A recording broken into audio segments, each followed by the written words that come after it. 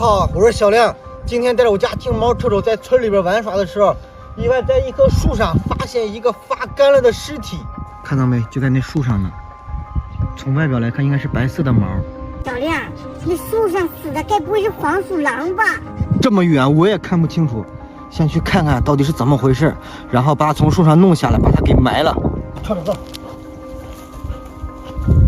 小亮，这看起来好像是只猫啊！我也知道这是只猫，可是它怎么死树上的呀？看到没？它好像在这个树杈上卡着脖子了，卡着呢。快点，小亮，你把它给弄下来！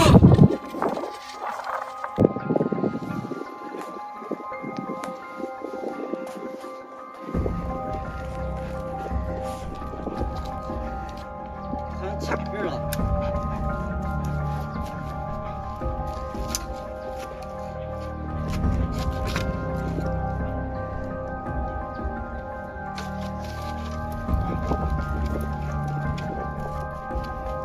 看这猫的体型还不小呢，看这脖子都成这种弯曲形状了，肯定是卡树上这卡死的。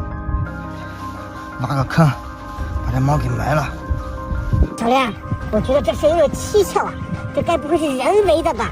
这猫这么灵活，怎么可能会被树给卡死呢？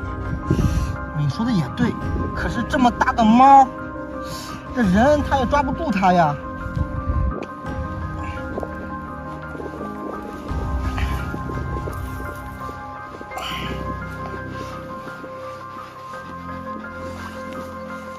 小亮，要我说，肯定是人为的。这么大个猫，怎么可能会无缘无故死掉呢？别管是不是人为的吧，反正这猫也已经死了。不过朋友们，你们说这猫它是怎么死在这树上的呢？而且还卡在那儿，到底是人为呢，还是自己卡死的呢？